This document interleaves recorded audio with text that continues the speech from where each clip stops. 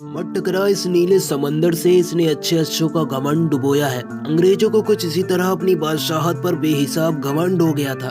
साल 2022 का वो साल जो भारतीय क्रिकेट का सबसे बदनाम साल भी माना जाता है, और इसी साल सेमीफाइनल में भारत इंग्लैंड के हाथों बेहद शर्मनाक तरह से हार जाता है। भारतीय टीम के शर्मनाक प्रदर्शन से हर भारतीय फैंस के अंदर आक्रोश था, क्योंकि इंग्लिश टीम ने भारत को 10 विकेटों से रौंद कर एक नई राइवलरी की शुरुआत कर दी थी। अब हर भारतीय फैन मायूस था। भारतीय टीम को सोशल मीडिया पर काफी ज्यादा ट्रोल भी किया गया, लेकिन अब इन गहरे घावों को भारतीय टीम का प्रतिशोध ही भर सकता था।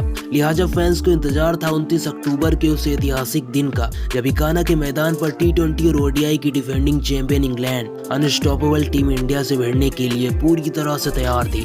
तो तैयार हो जाइए कि ऐतिहासिक रिवेंज पर बनी हमारी सबसे स्पेशल डॉक्यूमेंट्री के लिए, the end of English empire.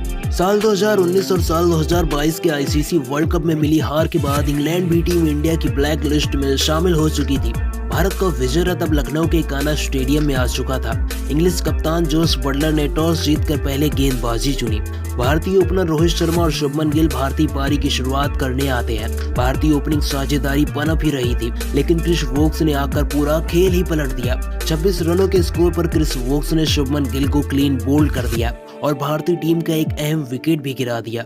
तीसरे नंबर पर विराट अपनी लाजवाब फॉर्म के साथ मैदान पर बैटिंग करने आते हैं, लेकिन 8 डॉट बॉल खेलने के बाद भी वो अपना खाता नहीं खोल पाते हैं।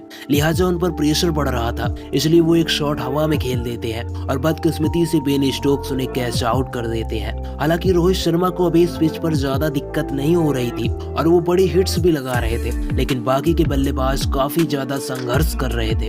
श्रेयस अय्यर ने भी भारतीय फैंस को निराश किया और वो भी 4 रन बनाकर आउट हो गए। 12वें ओवर में टीम इंडिया 40 रनों पर अपने 3 विकेट गंवा चुकी थी। इसके बाद कप्तान रोहित शर्मा ने KL राहुल के साथ मिलकर 91 रनों की साझेदारी करके टीम इंडिया को मैच में वापस ला दिया।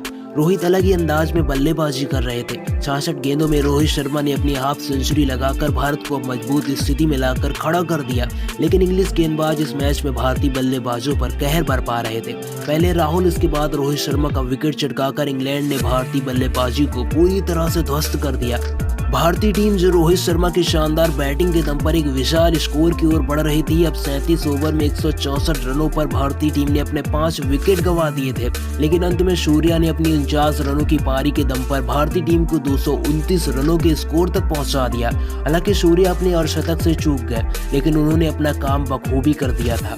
इंग्लिश टीम और उनके फैंस इस स्कोर को हल्के में ले रहे थे। इनिंग ब्रेक के दौरान इंग्लैंड की 12वीं आर्मी ने टीम इंडिया और विराट कोहली को जमकर ट्रोल किया। एक तो बदले की आग, ऊपर से अंग्रेजों का ये बर्ताव अब भारतीय टीम को नासूर की तरह चुभ रहा था, लेकिन भारतीय गेंदबाज इस अपमान का बदला लेने के लिए पूरी तरह से तैयार थे। इंग्लैंड की ओर से जॉनी बेयरस्टो और डेविड मलान के रूप में 2 घातक बल्लेबाज ओपनिंग करने आते हैं। दोनों ही बल्लेबाजों ने टिककर खेलना शुरू कर दिया। इंग्लैंड का स्कोर धीरे धीरे आगे बढ़ रहा था, लेकिन 30 रनों के स्कोर पर जसप्रीत बुमराह ने डेविड मलान को क्लीन बोल्ड कर दिया और ये शुरुआत थी अंग्रेजों के उस साम्राज्य के विध्वंस की।